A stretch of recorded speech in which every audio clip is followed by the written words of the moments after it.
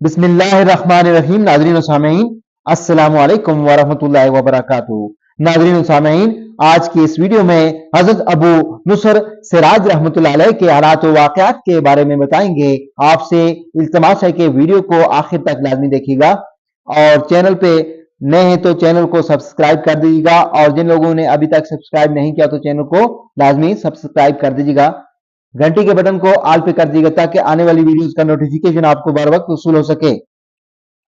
آپ بہت بڑے عالم و عارف اور ظاہری و باطنی علوم پر مکمل دسترس رکھتے تھے اور آتم فقراء کے نگینا تھے، لیکن آپ کے مکمل آلات و اوصاف کو احاطہ تحریر میں لانا ممکن نہیں۔ آپ کی ایک تصنیف کتاب الماء بہت مشہور ہے۔ آپ نے حضرت سری سختی اور سہیل تستری کو بھی دیکھا تھا، اور آپ کا وطن اصلی توس تھا۔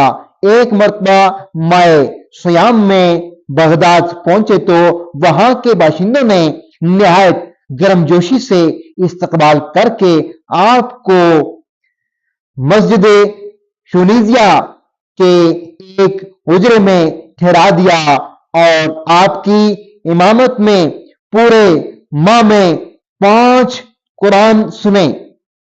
ایک خادم ہر شب آپ کے حجرے کے سامنے روٹی کی ایک ٹکیا رکھ دیا کرتا تھا، لیکن آپ اس کو اٹھا کر حجرے کے ایک گوشے میں رکھ دیا کرتے تھے، اور مائع سیام کے خاتمہ پر عید کی نماز ادا کر کے نامعلوم سمت کی جانب نکل گئے، اور جب لوگوں نے حجرے میں جا کر دیکھا تو ایک گوشہ میں 30 ٹکیا روٹی کی جمع تھی۔